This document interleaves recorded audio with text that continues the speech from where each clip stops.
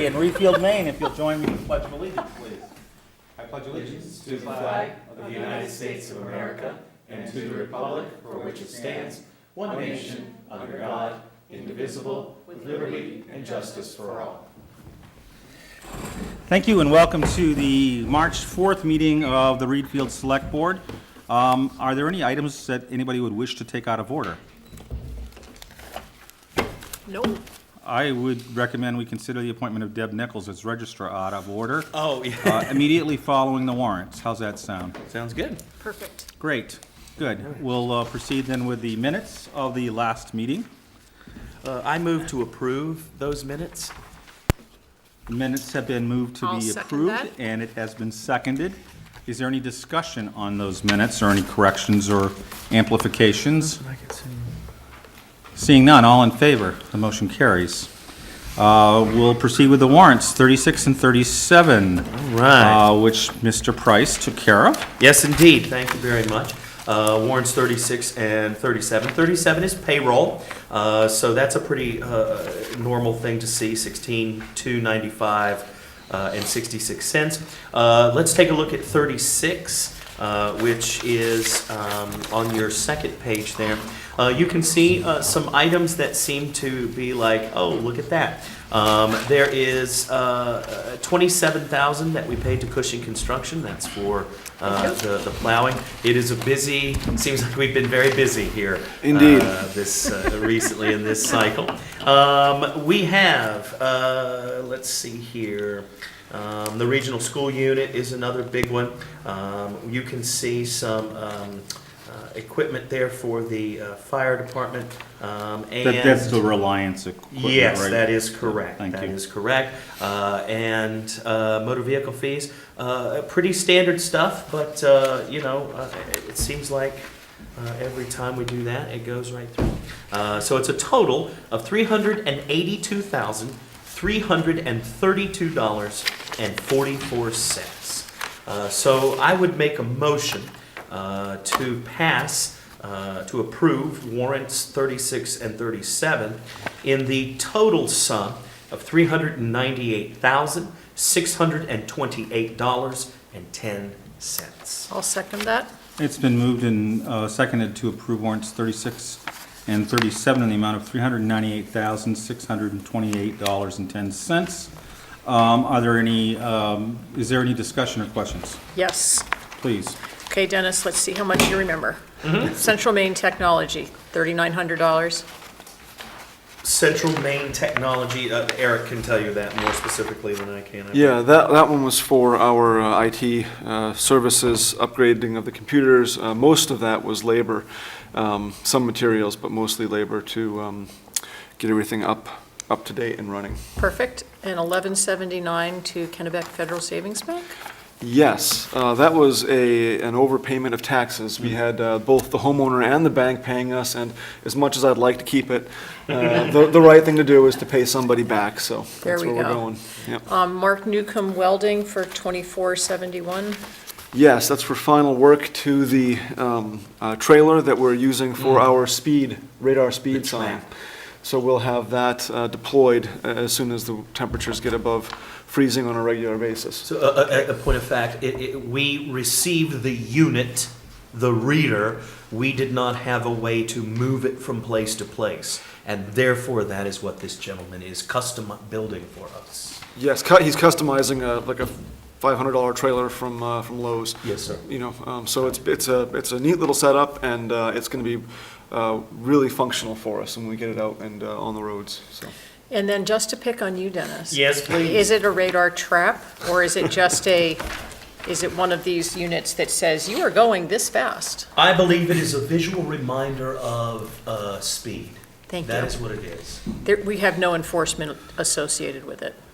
No. Right, it's just for people to realize, that when you drive on the roads through Reedfield, there are people everywhere. We take pride in getting outside, so be aware of your speed. Yeah, and one piece about that additionally is that it doesn't notify law enforcement or anything like that, but it does record speed. And that can be used in the future. The state of Maine, with this granting of the device, does want potentially to have access to that data. So it does log anonymously speed data, which can be used in the future for things like enforcement, but no direct link. Okay, so being used in the future for enforcement, they might decide to sit on a certain road because there's a propensity of people going too fast. Exactly. But they yeah. wouldn't be coming after me or Dennis because that's would not have no associated. sense. Yeah, it's not taking pictures of plates. Car That's 2, fine. car 3. I just thought, since we're putting this out on the TV there, we ought to be real clear about it. Oh, yeah. And then my last one. Yes. $4,034.80 to the U.S. Corporate Trust in Boston Oh, yes, that was also an overpayment. of tax. Well, that was interest payment, interest and principal. Okay. That was separate. That one Oh, was my bad. separate. Yep, no, you were close, though. I was almost there. I thought that was it before.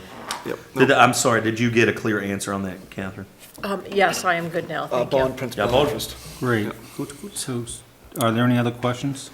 So, just a quick clarification, and I'll direct this to Eric. So, the very last one, William Van Twisk, that is for Oh, facilitation work, correct? yes. That is. A mediator. Right. And is that a full amount, or is there anticipated additional services? That's a partial. We've already paid one, so this is the second one in something close to that amount.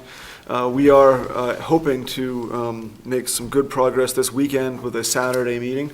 We've got 4 hours blocked off, hoping to only use a very few of those hours to try to find a way forward. So I think that we are making some progress. Is there a good baseline? It's hard to tell. Okay. It's a leave it at very that. complicated situation. Right. Okay. So this has been moved and this has been seconded. Questions have been asked. Are there any other questions or comments? All in favor? Thank you. The warrants pass as presented by, motion by Dennis. We'll move on now to 19083, which is the appointment of Deb Nichols as registrar and introducing her to the community again. Deb, why don't you go right up to the microphone and say hello?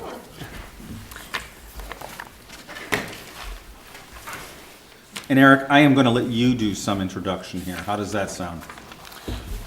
Sure, very briefly. Yes, please.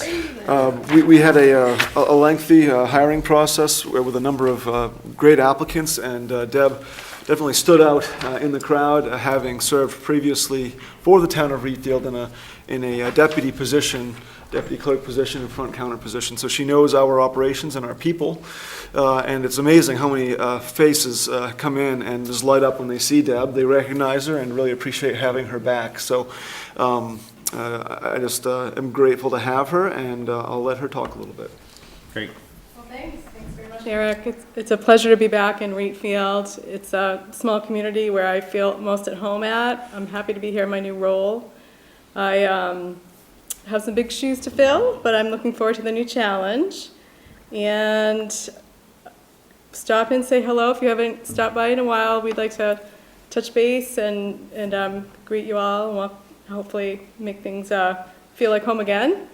I do want to put in a plug for nomination papers, but they are available. They were available on March 1st, and we have 2 3-year positions open for select board. We have a 3-year term on the school board, and we also have a 1 local term for the elementary school, 1 year, 2 year, and 3 year each. So anyone who's interested, if you're a Wheatfield resident and you're a registered voter, we'd love to have you come in and take out some nomination papers. Just need 25 signatures. Stop by at the front desk. You can pick those up at any time. Thank you, Deb. You're welcome.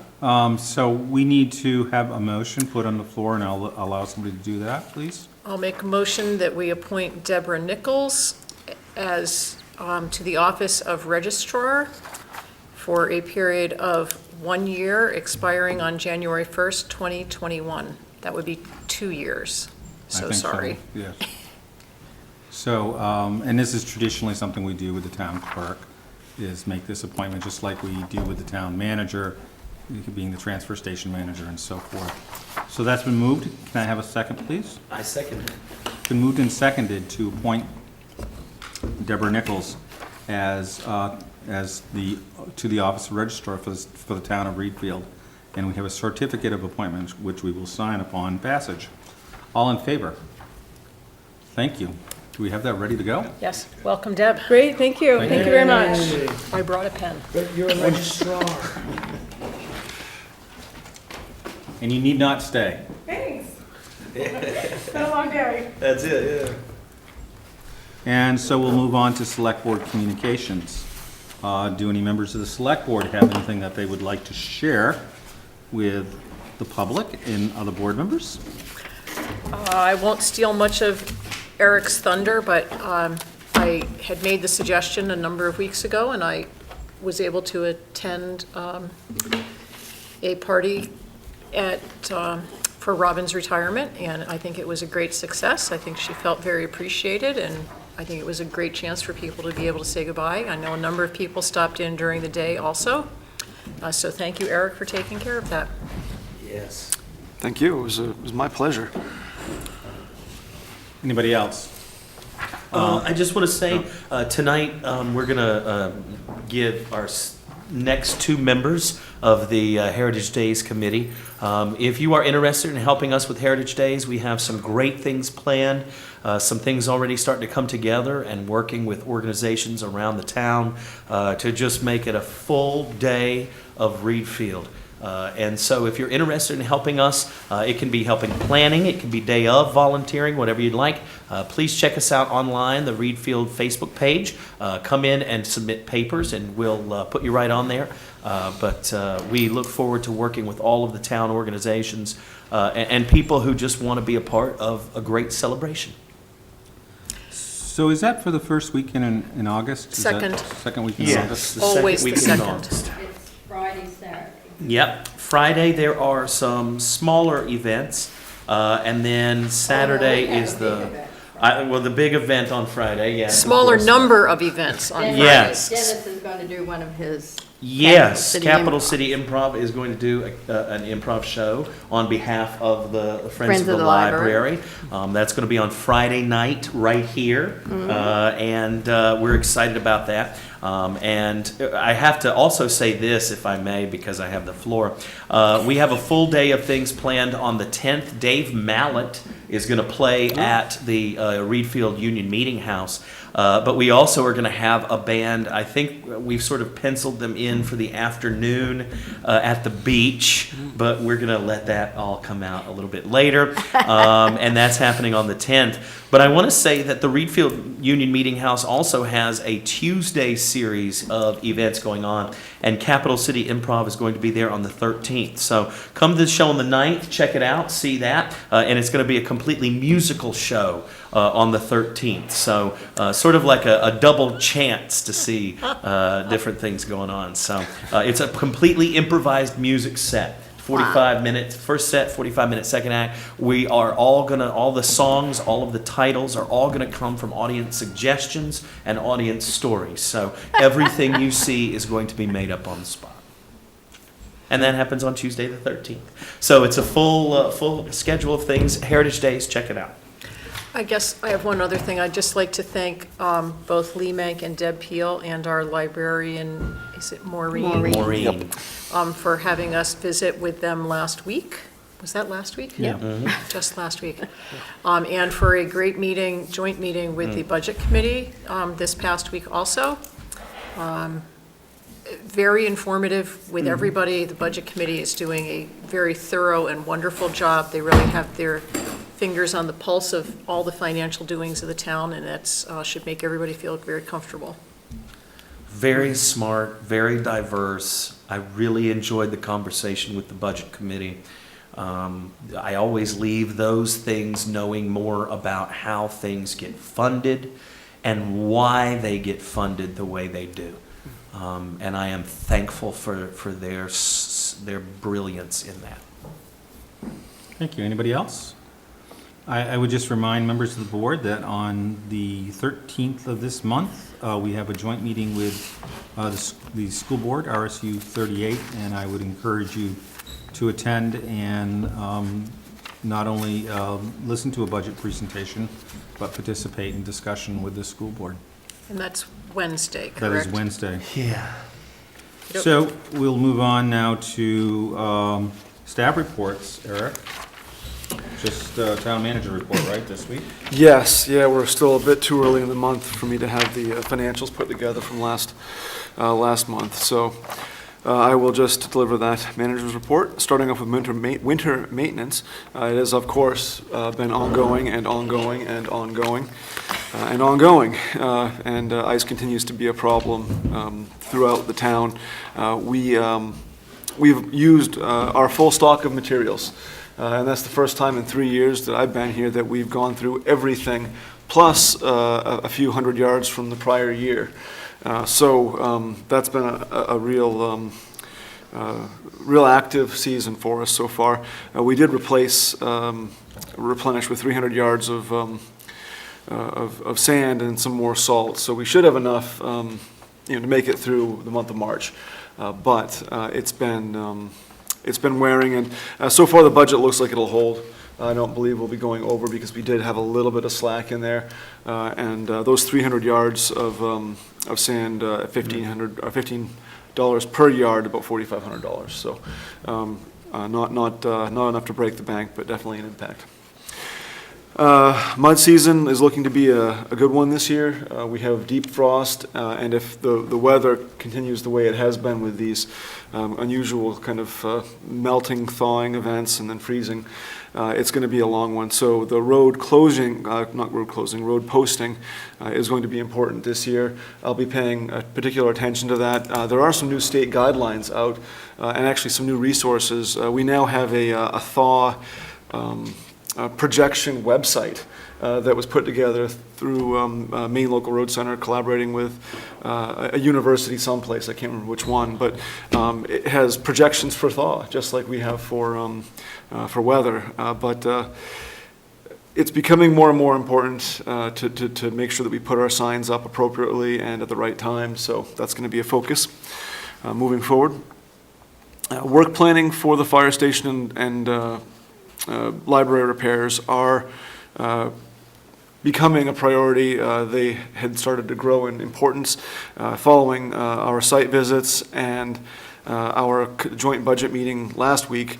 It became very clear that those two projects are top priority, with the fire department expansion being even the most important. And so that's something that I'm working on daily at this point. Other things are happening, but that's something that's happening daily. Other projects, since I'm talking about those, include RFPs for paving of the South Road. That one I've got pretty much finished up today. We have Fairgrounds parking lot expansion, Torcy Pond bridge and dam repairs. That one's in consultation and coordination with the Torcy Pond Association, as you know. And then we also have the sand salt shed repairs. That one does need some engineering work before I can put the RFP out, but it's all going to happen. And cemetery tree pruning and removal. And this is one where we are doing this work every year, so I'm planning on going to a multi-year bid just to streamline that process and take away some of the administrative work involved with making that stuff happen. So a lot happening with planning, I should say, for maintenance and infrastructure. Moving on to administration and personnel, we will be considering that third draft of the budget, and you have echoed, members of the board have echoed, a lot of appreciation for the budget committee. There's been a lot of work done. You've been part of it as well, so thank you. We're looking very good. We have a lot going for us this year, and I'm really excited about our budget prospects as we go into it, but we'll talk about that more later.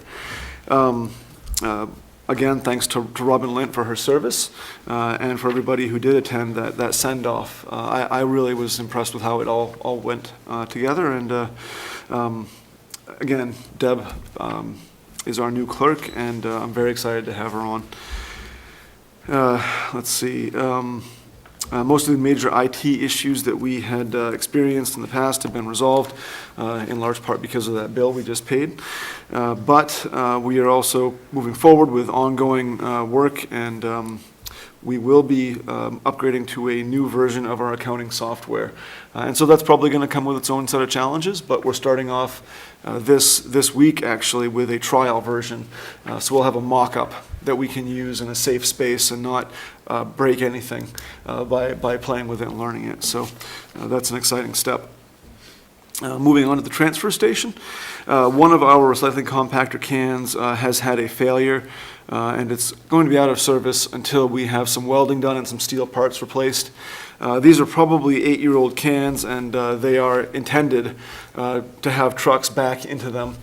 So there was certainly some wear, but I don't expect a service disruption. I just wanted folks to know that if you see an extra can down there, that's why. So that's being addressed, and again, I don't expect any kind of impact on recycling.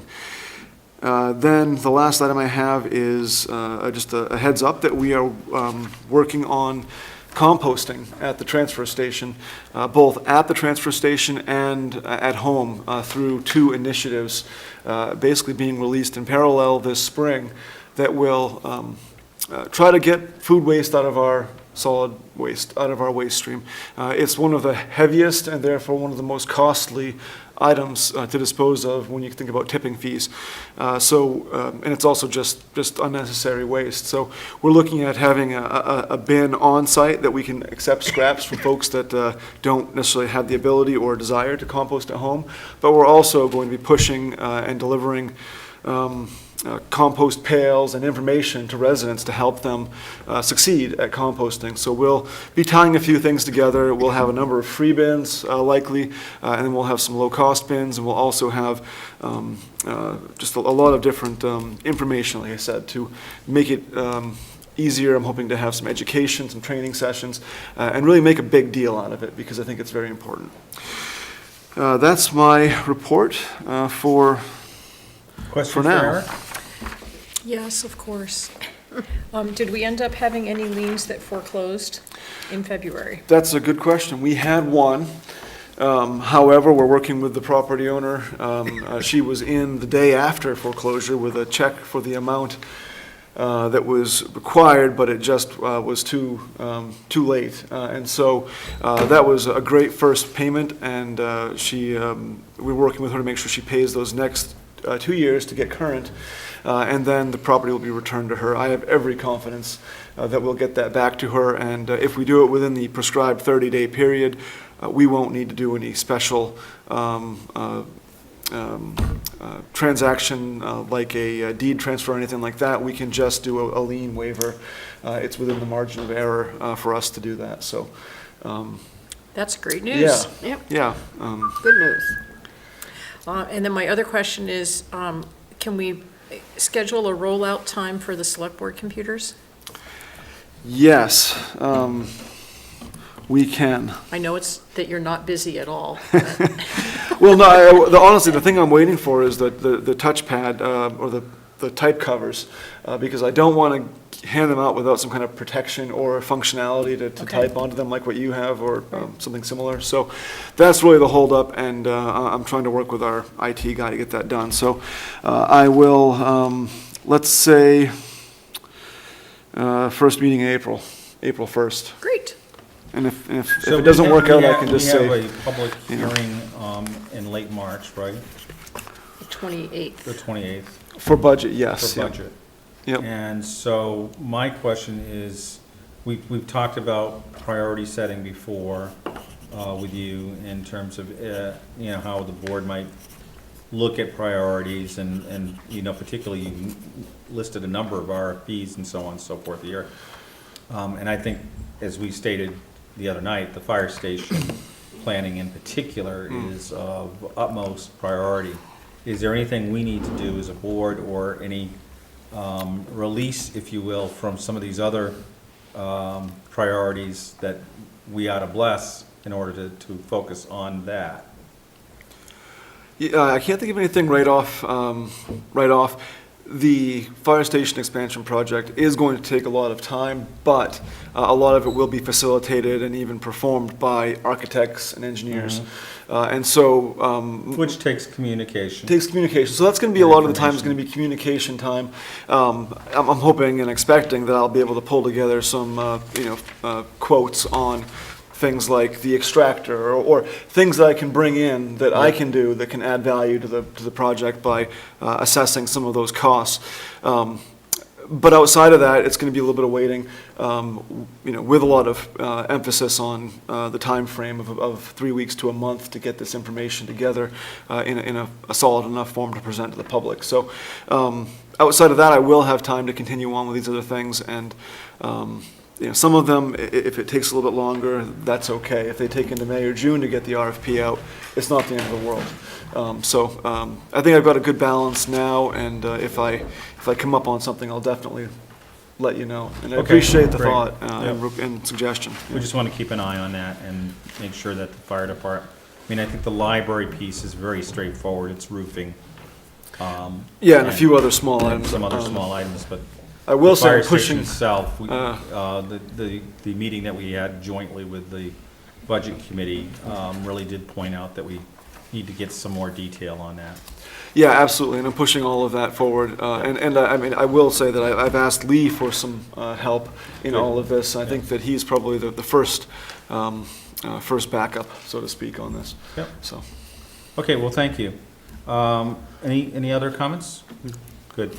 We'll move on to boards, committees, commissions, and departments. And in your package, you have the library board minutes of January 2nd, 2019. We do not have members of the public joining us this evening, so we'll move past that. We've considered 19-083, so 19-084 and 19-085. Let's take those together if we would. They are the appointments of Jeannie Harris to the Heritage Days Committee and the reappointment, these are reappointments, of Robert Harris to the Heritage Days Committee. I'd like to make a motion to appoint Jean Harris and Bob Harris to the Heritage Days Committee, each for a term of, I will get there, That looks like a 1 to me. 1 year. It is through August of 2019 on each. I second that. So that's been moved and seconded. So for a matter of discussion, I'm thinking that those terms have been a year for a long time because we've planned each item individually. Now that Yes. this board has said we'd like to see Heritage Days as an ongoing and reoccurring thing, it would seem appropriate to start thinking about staggering 3-year terms. Get some 1s in there, get some 2s in there, and get some 3s in there, so we build continuity across time. Any thoughts of that in regards to that? I agree with that. I Yes. think that's a Okay, great idea. Okay. So we'll look into that. That doesn't require any action. So we do have action on the floor, which is those 2 nominations. Any discussion? Thank you both to Yeah. Bob and Jean. They're already involved in other things in town. It's nice of you to both step up to do this. Yeah, they did a great Absolutely. job helping out for Heritage Day, for Reedfield Festival. They also do a great number of things with the Historical Society. So all of those boards and people just working together, playing And together. They're both on the Trails Committee. Yeah, yeah. So I love it. Great volunteers. Yeah. All in favor? Thank you. And we'll move on to 19-068, which is the third draft of the fiscal year 2019 and 20. We just went through the capital plan for the year, so this is sort of an intermittent report, I guess, of where we're at. Yeah, and I can just try to summarize a few things. First, I again want to say that it is looking with a lot of optimism, I think, but not unsupported, that we will be able to have a flat municipal mill rate, with one caveat: that will be flat prior to accounting for the 1% or so, perhaps even more, increase in total valuation that we have for the town of Reedfield. So if the school is able to follow suit and keep a flat mill rate, that would mean prior to that increase in valuation, we would have actually a reduction of about 0.2 of a mil, just a little under a quarter. And it's still possible that we could find other savings in the budget process. So what I've been trying to do is to hold that line flat, prior to any of those increases. And then when we do have that, it would result automatically in a small reduction in the mill rate, which seems appropriate given the fact that we do have more money coming back from the state and not necessarily more expenditures that we can't offset with revenues. So in particular, I've asked about revenue sharing, so there's 20-something thousand dollars there, is that correct? Yeah, I think it's 20,000 to 20 to 20 to 30, I think. And so my request was that completely go to tax relief. Is that figured into the calculation yet? It's not directly, again, indirectly, that 1% increase in the valuation results in $45,000 in new tax revenue. So in theory, it's already more than offset. However, some of that depends on the school budget as well. So I'd say the short answer is that we've already exceeded that expectation through this planning process, but only if the school is able to hold their mill rate flat, which we don't know and probably won't know until we have that meeting with the school board. And- But if we exceeded it by other means, that's what I don't want to do. Because our valuation has grown, that's great, but I really would like to see that additional $20-some thousand dedicated to tax relief in addition to valuation. Okay, so you're looking for not just a net, but a total. Well, the entire idea of revenue sharing is actually to provide tax relief for property taxes. So that would be a goal that I would like to try to accomplish. And that may mean just some tighter reviews, some other areas, I'm not sure. And I'm speaking for myself. I can agree with that to a point, but then there's a part of me that says as long as we're not going up, that's a type of relief.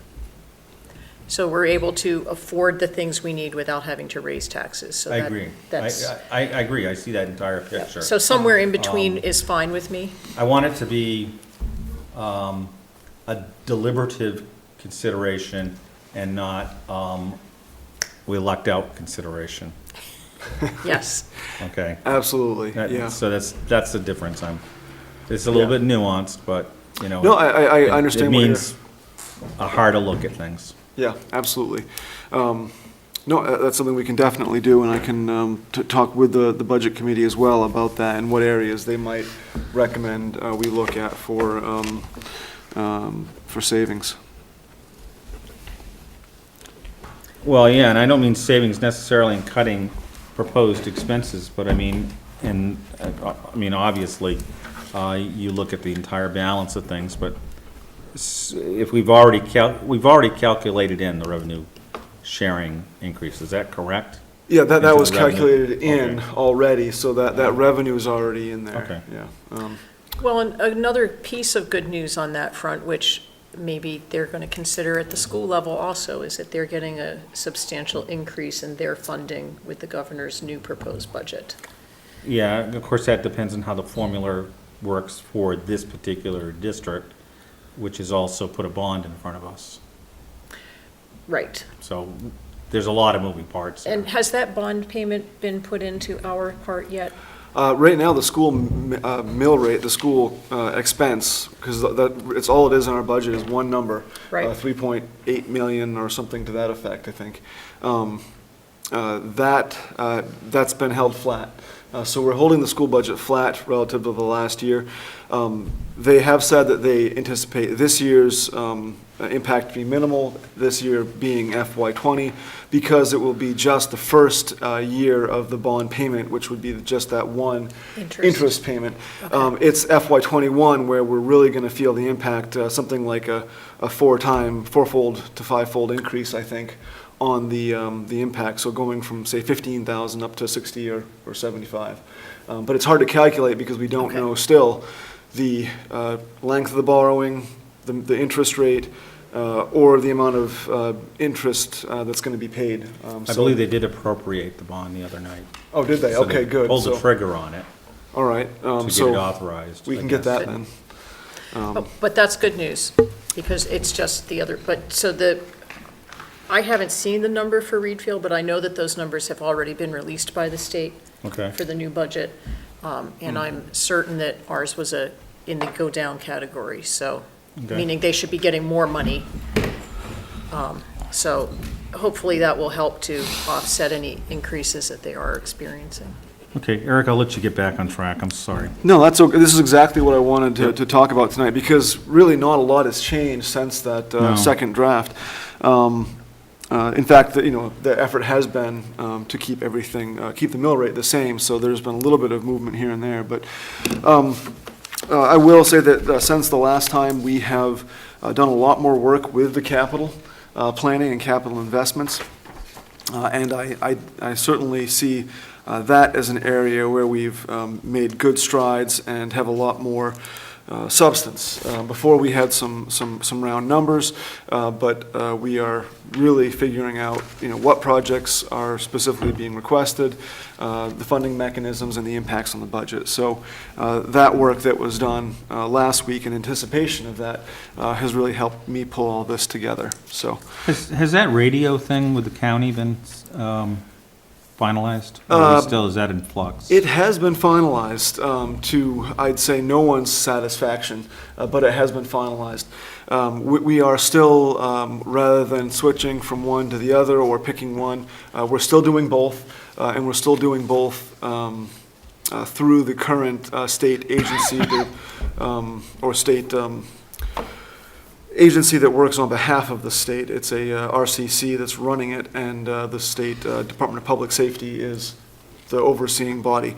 So we're paying about 50% more than we did last year for the same level of service. But not through line 81, our county tax. Not through line 81. This is through protection. So it's in the protection budget, and that's one reason for the increase there. We did also shuffle some things around there, expenses that were in the operating budget that belonged in the capital budget, such as reserve accounts and savings accounts, have been moved.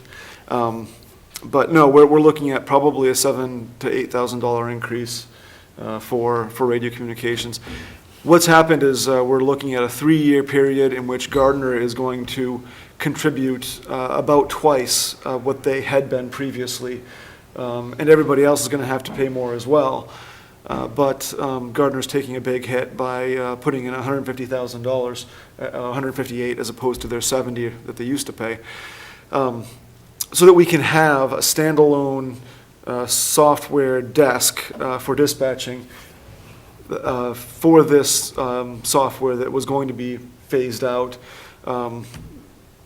What that does is allow the whole county to operate as one unit, which we all saw as very, very important. Yep. Unfortunately, it does have a cost. The other side of this is that there was Senator Bellows, with much appreciation from many of us, put together a working group and a discussion last week. Lee Mank and I attended to help figure this out and move it along. There's going to be a reforming of the policy committee that allows representatives from the towns and other agencies to work on policy directions with the state, try to find a resolution. Again, we've got a 3-year horizon. Gardner has only offered that money for 3 years, and I asked where it came from, and they said, well, we figured out what it was going to cost us over a 5-year period to run our own operations. And we decided to put 3 years of that money forward as an incentive to try to figure this out the right way, because having them go their own way and having the other towns scramble to find service was the wrong way. Yep. So that's kind of a long answer, but Okay.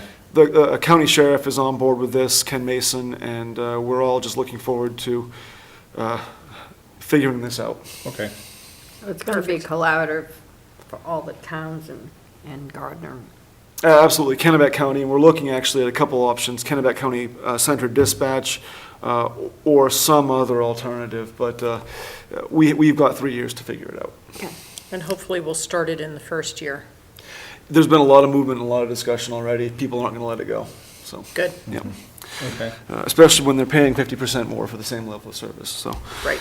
All right, well, thanks for that discussion. That was another important one.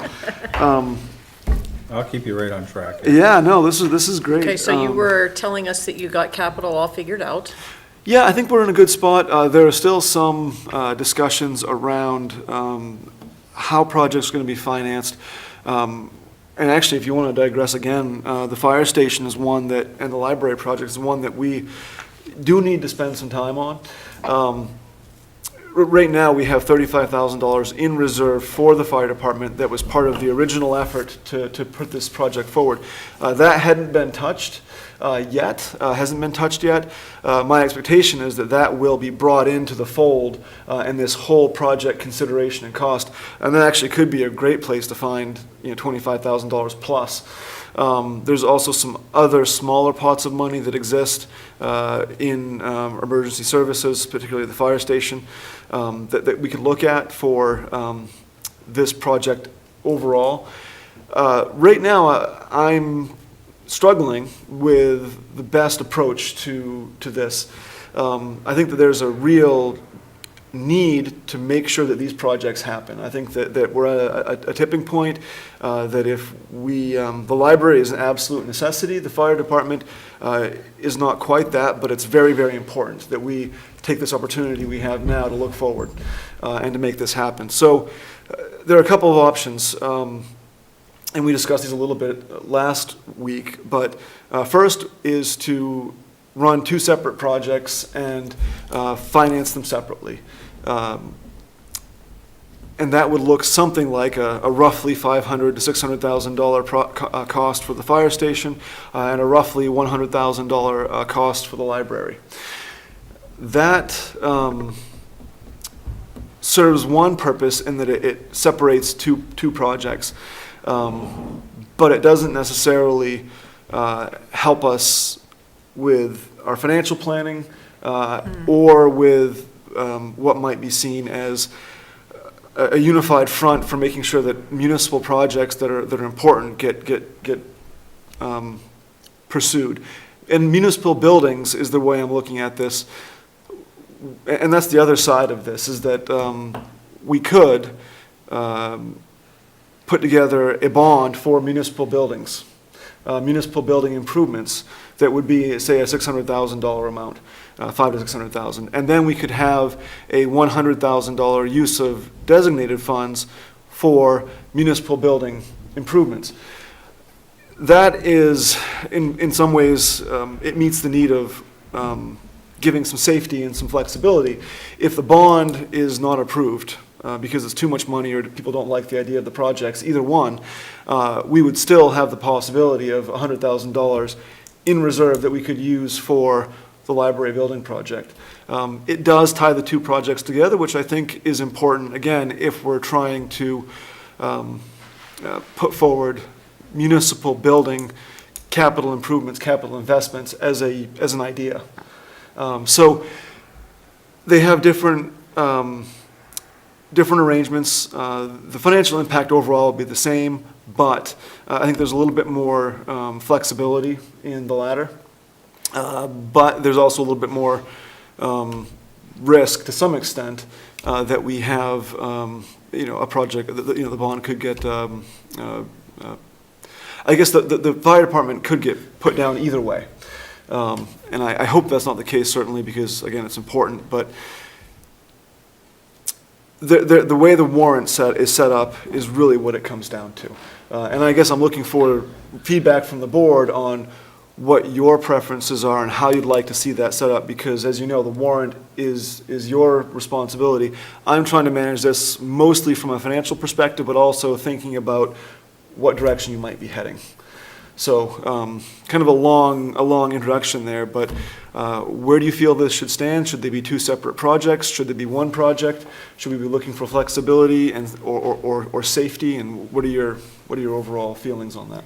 I have one question before we have input. Yeah. You mentioned that there is some different funds available for the fire department. Are there any dedicated funds available for the library in reserve? The library has a very small reserve, I think $5,000 or $6,000. So that one has also not been considered Okay. for this project overall. I think that's a bit too small to Right. really.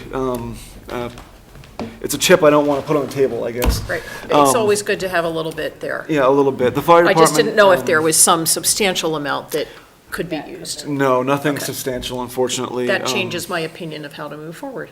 Yeah. The fire station one that could be utilized is a paving reserve. Money was allocated several years ago for the first time that lot was paved, or at least repaved.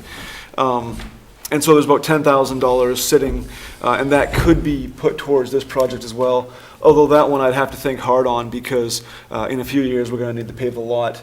So it could be squeezed, but with implications down the road.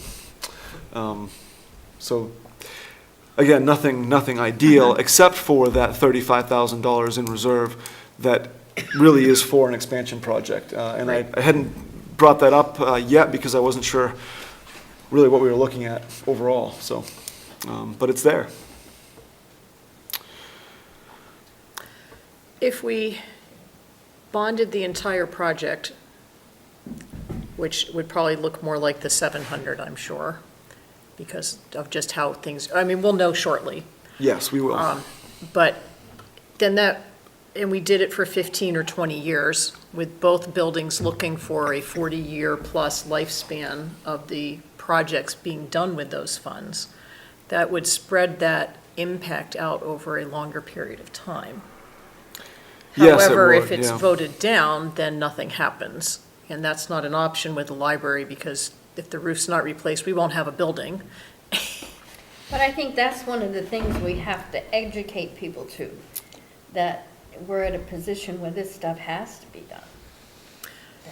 And I think, in my thinking, or I'd just like to see the difference of the financial impact. If we spent the 100,000 and bonded 600, what's the difference if we just bonded the whole 700 and used the 100,000 that we have now to pay down the expenses we currently have, to keep the mill rate possibly lower and spread out that $100,000 over time?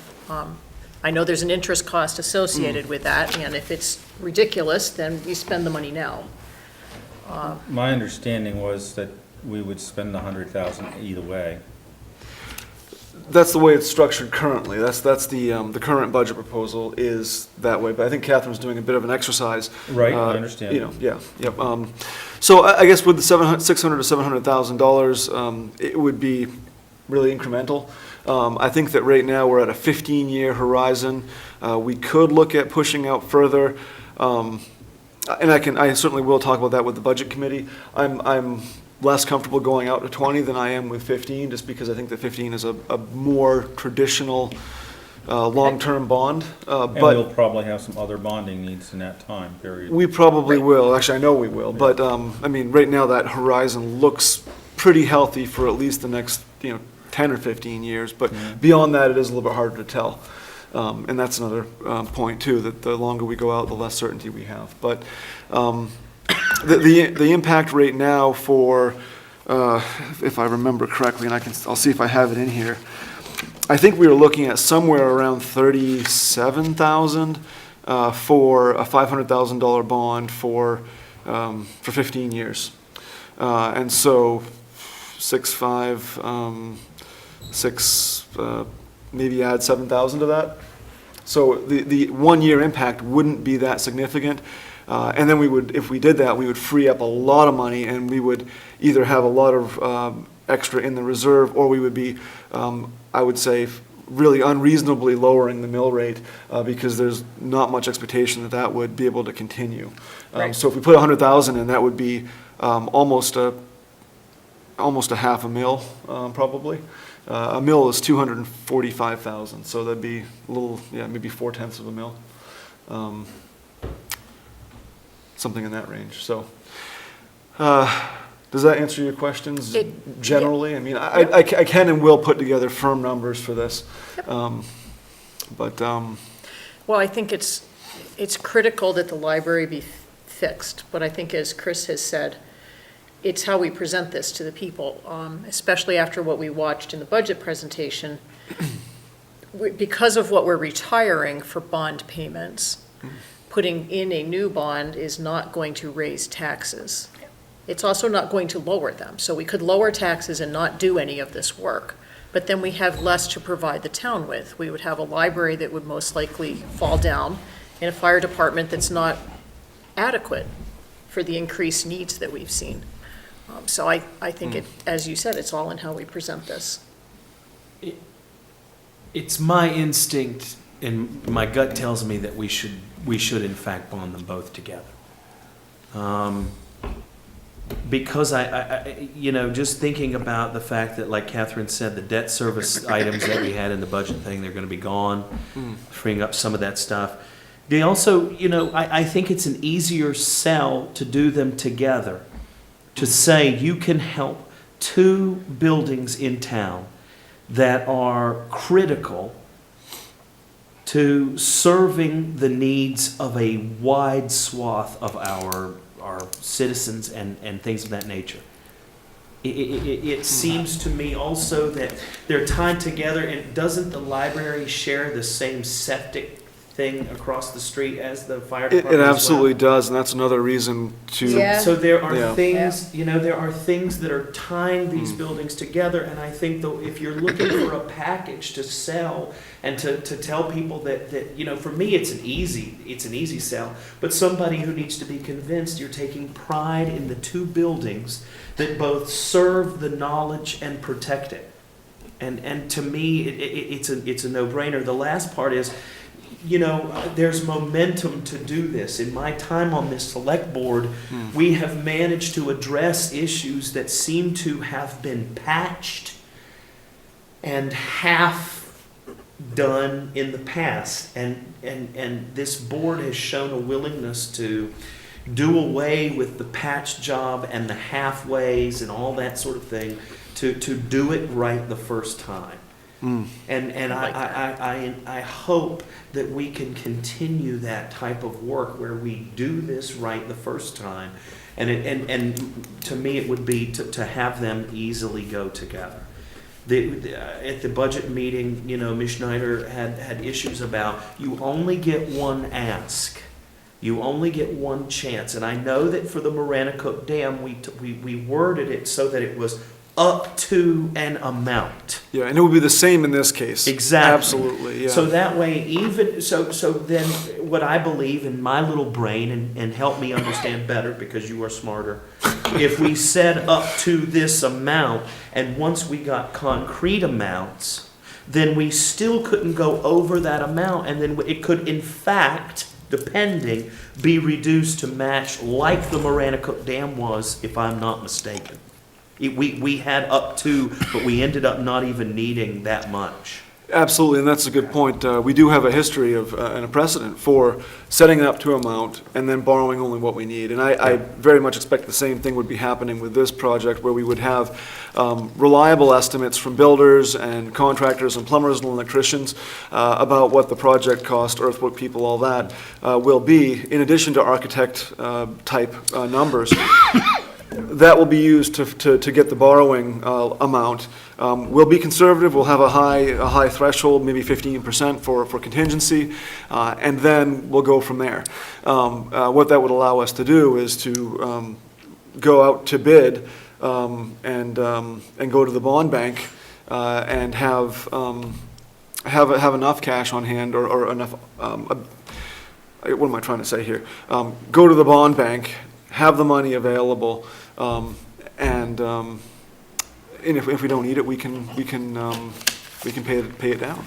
And in a way, Eric, aren't we also in this manner, the up to amount, aren't we also sort of in a way buying us some time so that if we said up to, this amount, I hesitate to give specific, up to this amount, then what we have is the freedom within to work, but the ability and the diligence with which to come down, if that is in fact the case.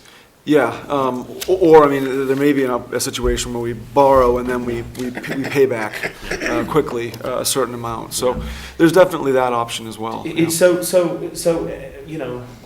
that's how I feel like it.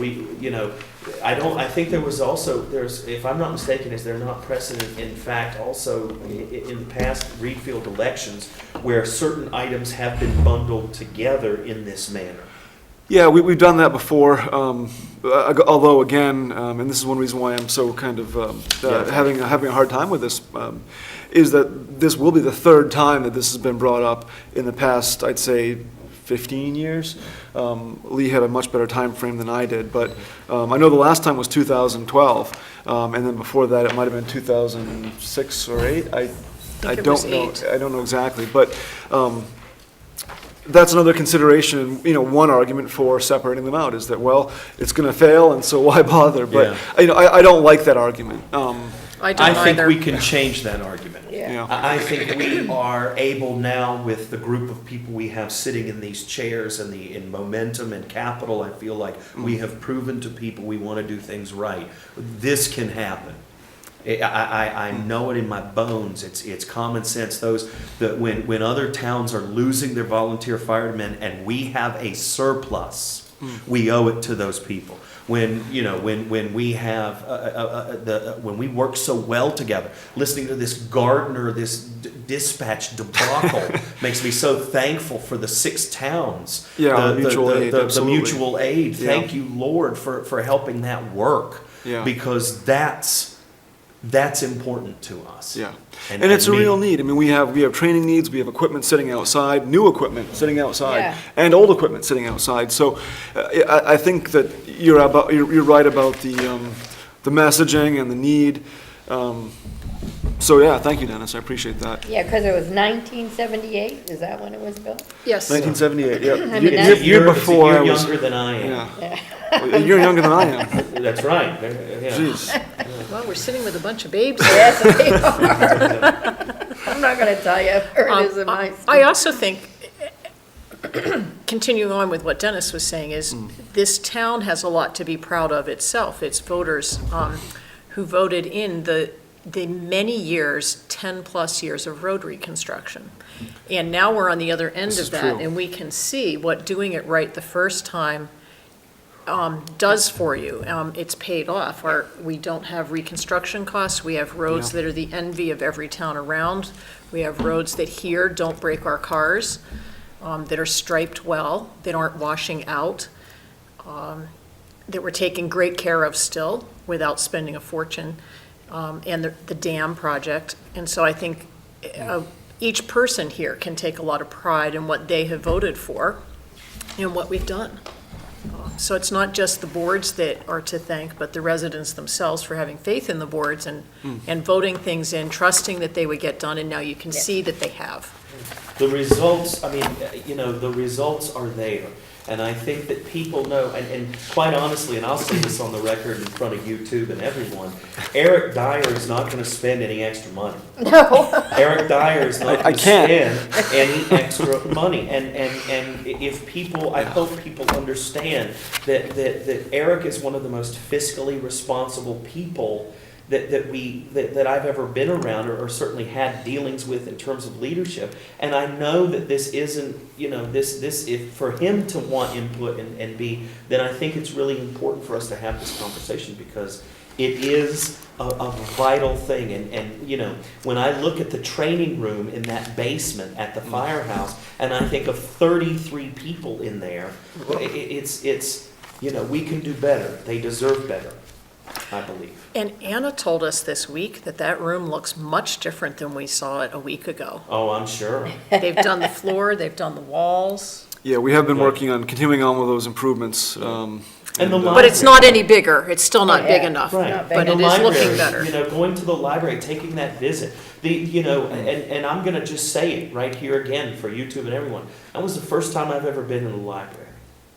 The first time I was ever in that building was on our walkthrough, because I just don't. I'm a good example of a town resident who's lived here and has never been here. So I don't have a library card. Shame on me.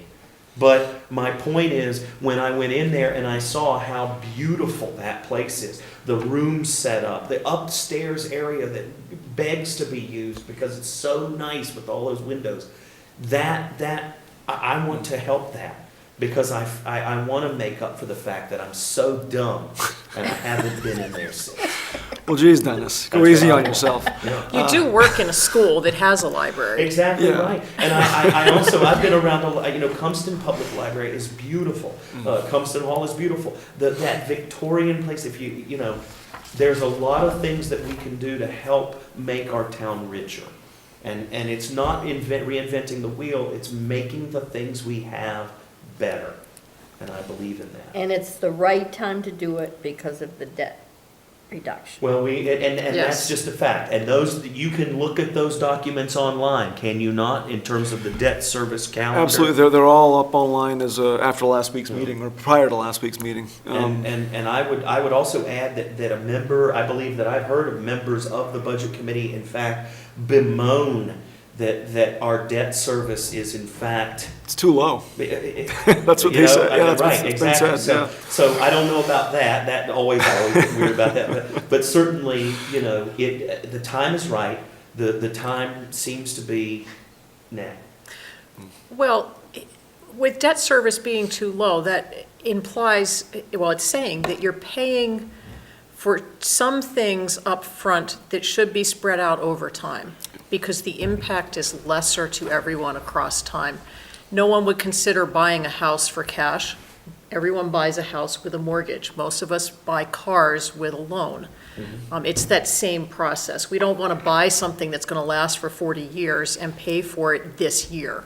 You want to buy it over a reasonable period of time, Yeah, such as yeah. 15 years.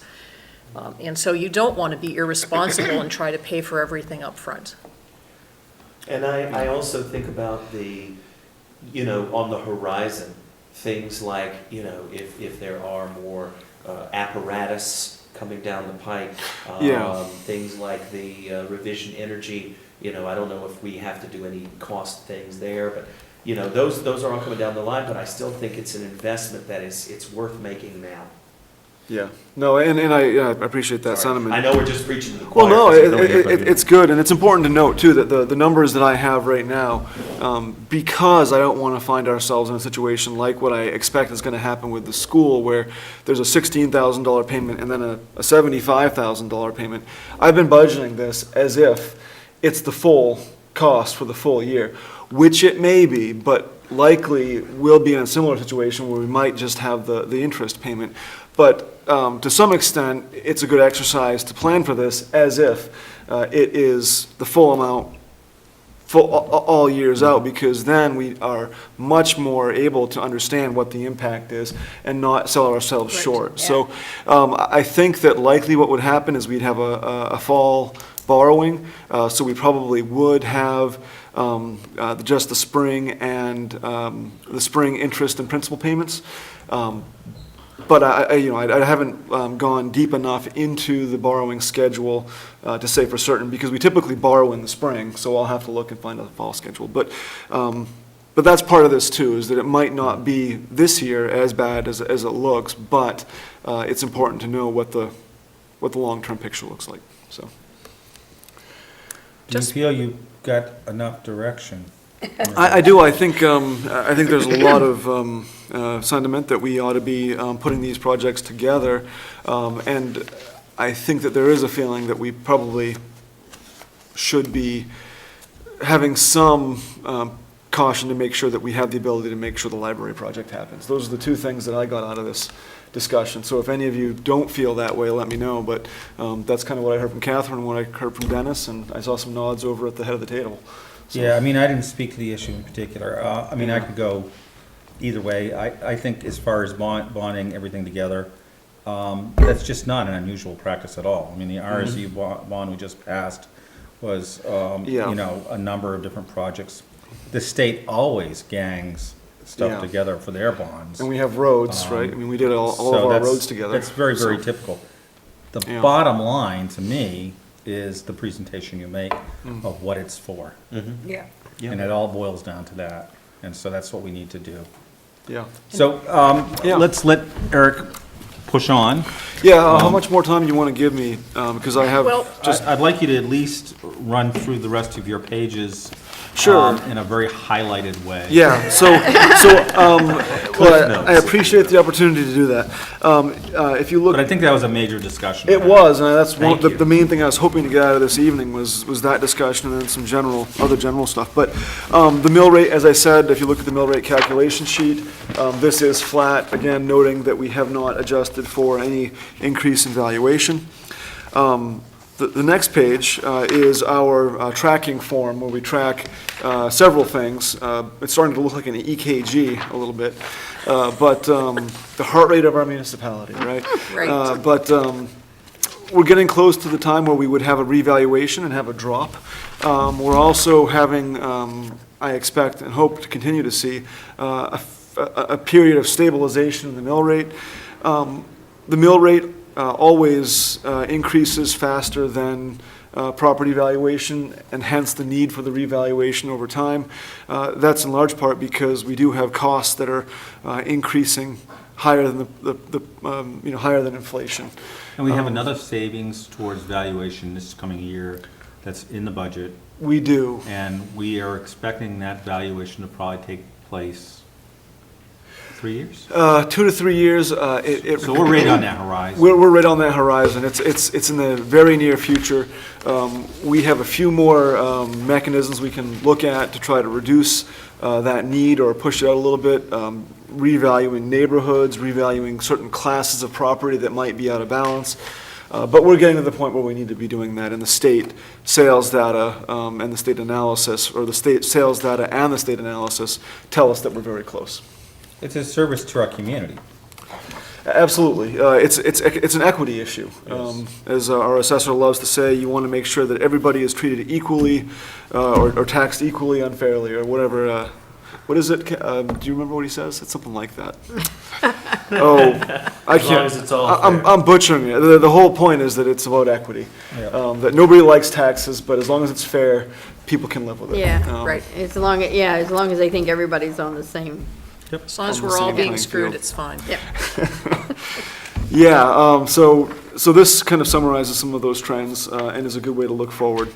The next sheet is our reserve balances and our undesignated fund balances, so designated and undesignated. I want to point out that we have found ourselves in a pretty good position, even though we've been trying to put less into these accounts by budgeting more conservatively.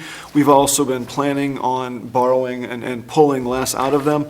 So what we have for this fiscal year, FY20, is the lowest level of borrowing, or not borrowing, but the lowest level of utilization of either one of these accounts that we've seen, or I guess when you combine them, in 10 years. There's always some variability, but when you look at the net usage, we wouldn't have borrowed as much, or not borrowed, utilized as much, only once in the past 10 years. So just an indication that things are going well. I am being quite conservative in the amounts that we expect to see coming back into these accounts over the next 2 years. But again, that's kind of how I want to operate it. And that way, if we do have a little bit extra, we have some wiggle room. Right now, we're coming very close to that balancing point with just around $40,000 more than the minimum requirement that we have. I think that's reasonable. And per the discussion we started with earlier, I think that there is opportunity to potentially utilize more out of either or both of these accounts in order to find the right level of, the right balance in the mill rate. That's good. Let's see, moving on, this is our debt horizon, and again, the lighter column that's highlighted on that table is FY '20, and that's where we're headed. You can see a precipitous drop there as we retire one of our road bonds. Again, as Catherine noted, it doesn't mean that we're not spending on roads. It means that instead of borrowing to pay for it, we're being able to take it out of our operating expenditures, which is a smart way to save some money. If we can get ahead of the curve. So Eric, on this particular chart on long-term debt, Yes, we'll be able to provide the public with a current and a new one with the new bond in it. this includes a projection for the. Oh, it does? The borrowing, yeah. So that would be. Second line up from Oh, the the bottom. 2020. 2020, yeah, so, building bond is what I have that Now, listed you as only put now. that in for 10 years? That's 15, it continues on, so I actually, it said 37, but it's actually 43, and I'm guessing that's, I'm trying to think of why that might have happened, but in any event, it would be 43, projected 43,000 for a 15-year period. Okay, because you put FY '29 as your payoff date. I did, and I'll have to look at that. So you probably want to change that. I do. I think that was So an FY '29, and it's, old version, that's not accurate. Yep. Copy and paste. Now, Yep, 43 makes more sense for 15 years, comes For out to the 15. right total. yeah, yep. Okay, so Absolutely. that's with that in there already. Good catch, thank you, Kathy. Okay, and we do know that we're going to have another fire truck in '23, I think we decided the other night. We do, and I have actually shown that on here as well. I you put it have. in under You put it under 2022. 22. So this, I tried to include as much as I could within Wow. a reasonable time frame. Okay, So good. this really does show that our debt picture is getting much better over the next 5 years and longer. Including a new joint building project and the And a new fire fire truck. truck. And a new fire truck. We will have, that fire truck number will actually be more than what's projected, because what we Right. had originally had was a second fire truck in like 2026 or something. But what I haven't done since our last, our budget meeting was talk about that need to, so effectively double that fire truck cost, which does add up a little bit. I'll have to check on that schedule as well. That one was That's because Chief 2031. Meg told us that he's going to take and retire the older truck, or not quite the older truck. He's going to keep one of the trucks, refurbish it, Right. and the then other buy a one's- newer, bigger truck, so that we don't have to buy two trucks. Yeah. But Yeah. this newer truck will then cost More. 1.5 to 2 times what we had been planning on, but it's just one truck instead of Instead of two. two. So, and it will better serve our needs. It's like 6 on one hand and half a dozen on the other. That's right. And that's But that's still a great picture, and even when you factor in the 150 that we're still putting into roads each year with paving projects primarily, we're still in a much better place than we have been. absolutely. And 100 to 150,000 less. I do see that that fire truck is a 10-year bond, and I'm thinking I probably want to try to move that out to 15, because it is again, another sizable 400, It's almost as much as your building. almost fund. much the building. So that one probably belongs in a 15-year horizon as well. So we and probably ought to put a, probably with some look at what the next truck would be after that. Yes, yep. probably want to put Yeah. a $500,000 truck inside, not Yeah, I would think outside. you'd want it inside. Well, once we retire those trucks, there will be room for it, but yeah. Maybe we can get that old 1953 engine that's sitting outside, inside. That'd be nice to have a parade truck, but, Well, they also store stuff in that trailer. yeah, All we've the got chairs and tables. two trailers outside. Yeah. One of them holds the ATV, one of them holds other emergency stuff, so it's quite an operation outside there. So a couple of notes that I made on that debt service schedule. Do you think we can wrap up this in about a couple of minutes? Yes, I do. Thank you. The next sheet is our school, county, and municipal ratio sheet. And this does show a flattening off for both the school and the town. Obviously, right now, it shows essentially flat for both the school and the town. So we do have a very similar mill rate and ratios for both the school and the town. But this will change, but this just shows the history. And again, points out that this town is about 20% of the budget, county is about 5%, and, or of the mill rate, and the school is about 75%. Right.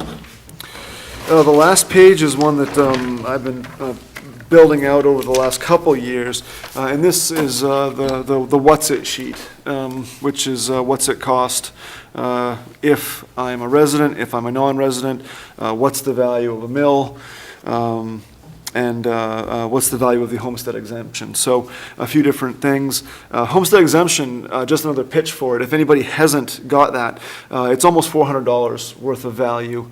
It excludes $20,000 of value, and that may change as well with some of the discussions with the state of Maine. So that it would increase. it potentially Not could decrease. potentially could increase, yeah.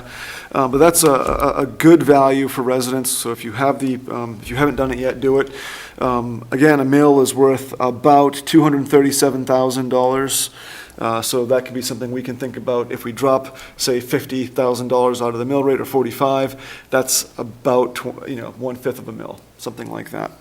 Or $23,000 being 1/10 of a mill. And I would like to thank you for putting both of these charts on the $200,000 value. I think that's much more realistic. Over the last 20 years, we've always used $100,000. I don't think that applies to most people. Doesn't apply to most people. There are a few, So I but yeah. think this is much more realistic. If I'm looking at this chart, I can go, aha, $72, $27. Yep. Makes a difference. Yeah, so some rounding issues there, why we see a 18-cent decrease or 16-cent decrease from one year to the next, but you get the idea on that. Right. And that's all I had for the budget. Thank you for the discussion. Yeah. That was really, really helpful. Thank you. Well, you did a lot for that. We appreciate it. Yep, Thank you. it's always been a good process. I don't think we're going to get done in time, so may I make a motion to extend the meeting by 10 minutes? Second that. Been moved and seconded to add 10 minutes to the meeting. All in favor? Thank you. We may or may not be there, though. We might make it. Considering a multi-year award for street sweeping, Eric. Yes, so this is out of order in your packets, and I apologize for that. Yeah, I noticed that, Yeah. but not a big deal. We did put this out to bid. In the past, we've done a year over year with a one-year service agreement. This is a much more thorough and complete 3-year proposal that we put out to bid. And we had 2 bidders. They've traditionally bid on this work. And they are E.C. Berry and also, give me Ellis Construction. Ellis Construction, yes. And so we have 2 prices that are similar, however, Ellis Construction did come out ahead of E.C. Berry in my assessment for the project costs, one being Ellis at $125 per hour for the operator and equipment, E.C. Berry being $140 in the first year, with E.C. Berry increasing incrementally over the next 2 years, whereas Ellis held their rates. E.C. Berry has a $40 per hour rate for labor. E.C. Berry, or Ellis, has always included handwork at no cost, and I did confirm with them that that is the intent of those $0. I would have expected an NA not applicable if they had not intended to bid on it, but that's, I confirmed that with them, that they will be continuing to provide hand sweeping work at no cost. So my recommendation is that we proceed with a 3-year contract for Ellis Construction based on the bids that we received. I'd like to make a motion to award the multi-year street and lot sweeping contract to Ellis Construction. Second? As per, If you want to reference a page, it would be their proposal, oh, or just per their proposal, yeah. per their proposal in the packet. Second. Okay, it's been moved and seconded. Are there any questions or discussion? Yes, just a brief one. Eric, you had included prior to this request for proposal, the purchasing policy for the town of Reedfield. Yes. I assume that was in relation to this, or is that a separate item? That's a separate, more general item. Okay, then I have no questions on this proposal.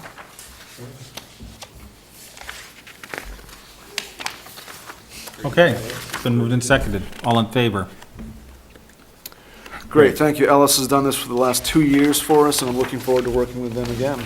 Great. Thank you, Ellis. So And moving- I think the yeah. consistency of having a 3-year contract with them makes a lot of sense. Here, here. Absolutely, for them and for us. Yep. Great.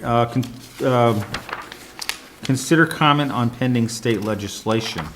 So this was just some discussion that different board members have had regarding state legislation, if we should, as a board, endorse or ask our legislators to, for example, after a bill is reported out, to support a particular bill. And John actually kind of initiated some discussion on this. Did anyone have an opportunity to look at different bills that they would like to discuss tonight? No. I started to, and then I got bogged down and didn't finish.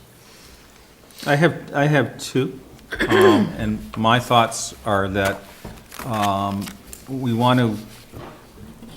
really probably don't want to get involved in picking and choosing on a lot of different pieces of legislation. We have MMA that, takes a look at things on our behalf. But I do think occasionally there's a bill that rises to a level where it's really good for residents and really good for municipalities, and we might want to add some voice to it. And that would be the case of something we would choose to do this with.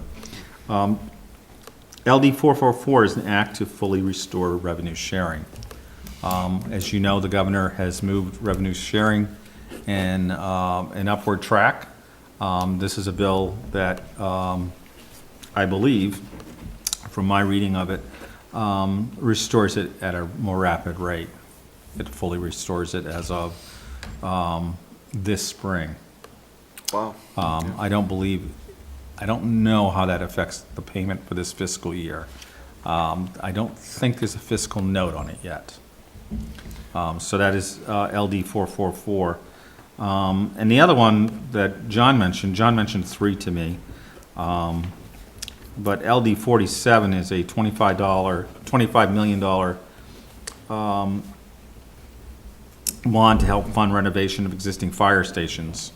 And I don't think that's something we wait out to see how it comes out of the wash, because that's always a dangerous thing. For example, I know of a bond that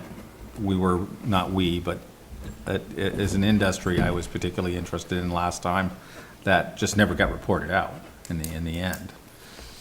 So you have to be very careful about that. So those are a couple of thoughts.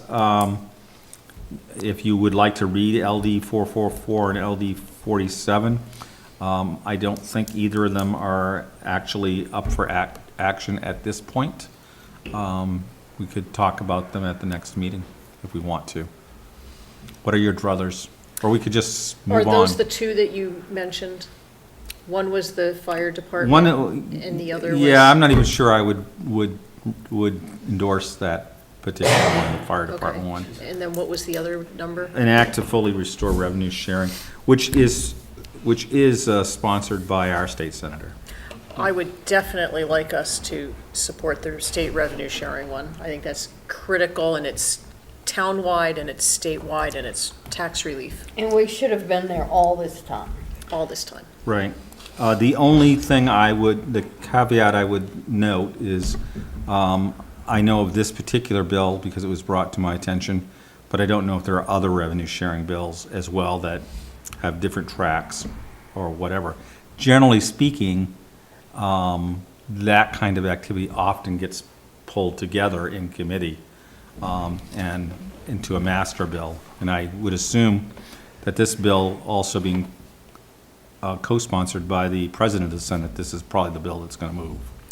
Well, could we make a motion to pass any bills that come up in this session of the legislature that increases revenue sharing to the towns rather than a specific bill?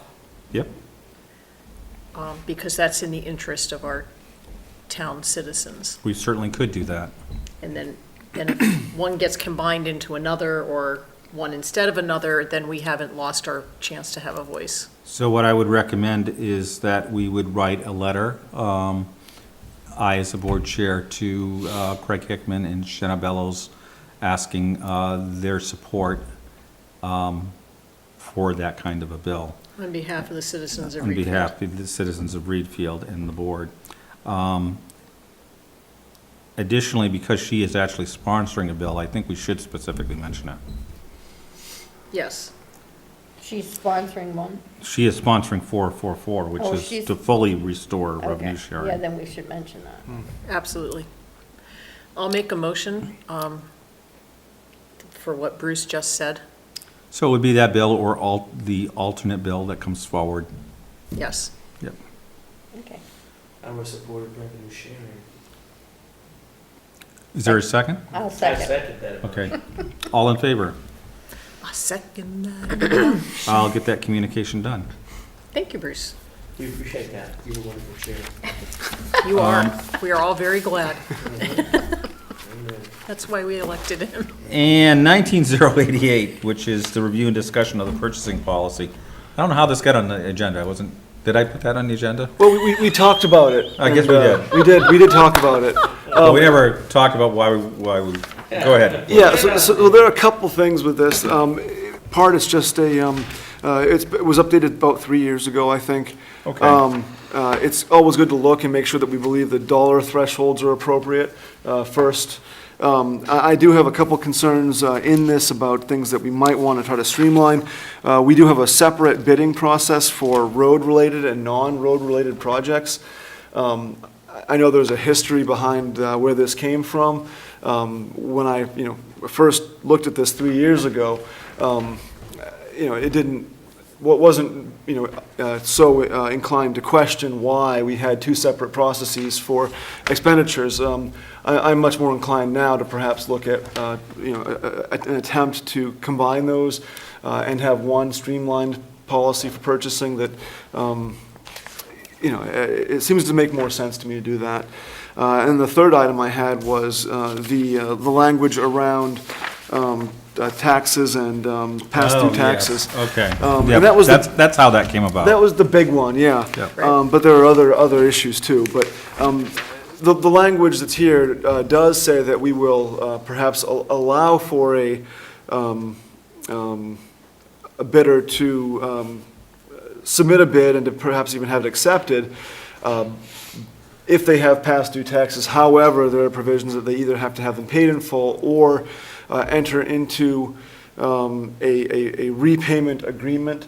And I'm just feeling as though I'd like to have some more specific language around that, and even perhaps some criteria for a repayment plan, so that it's not necessarily just up to me, that we have a discussion about what we think is appropriate for any type of repayment plan, and if it could include pulling in a portion of the revenues or a portion of the money that we would pay and just withholding it. Say we withhold 10%. I'm looking for some parameters on what that repayment agreement might be, because it just doesn't give me a lot to work with. I like what's in the paragraph above it. Doesn't it state right there that under the pending contract will be deducted from what the business owes the towns? That's if you are, I guess it's, Oh, that's non-registered in Reed Field businesses. It seems Yeah. like any Reed Field business, it's different. It is different, and, I'm not sure if that's fair or unfair. so yeah, so I just did some general tightening up of that language. Well, I would be happy to instruct the town manager to rework this document and bring us a draft at our next meeting. I would recommend that we do that at a June meeting. That, I would rather the town manager. Yes. Focus on other things in the meantime. But I do think, and I would be further willing to volunteer to look at how we might, I think there are two things in here, and that is putting all the bidding for goods and services into One. a unified approach. Yep, yep. And, I mean, there may be a caveat that road work has some special piece that has its own subheading for one thing or something Sure, of that sure, nature. yeah. And then, I do think we need to figure out the people in town who provide services who may owe taxes, if there's an opportunity to bid in goodwill and to pay taxes at the same time. I'm just very willing to work forward with folks, so, I think that's not a bad thing to do. And we're talking about personal property taxes here. Or real estate, No, right? we're This talking is- about this is any general, taxes. Either. Okay, well, Yeah. that's not what's in here. Just says tax. This is all personal property taxes. Okay, I read it as either, but, again, It's- we should clarify. Yeah, You're right, it does say that, right?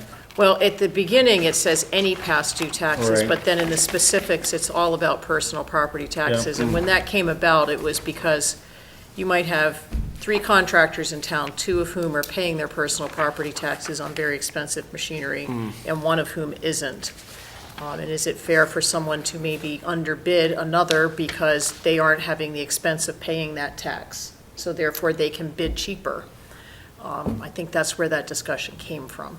okay. I think yeah. it would be great to get some information from our assessor, our assessing agent, because I know that the assessing board works with the issue of personal property tax and the difficulty in collecting them. Yeah, he would be great to come in and just give an overview. I think that'd be smart. And are you hoping to have this so that if you're awarding contracts for the next fiscal year, this would be in place?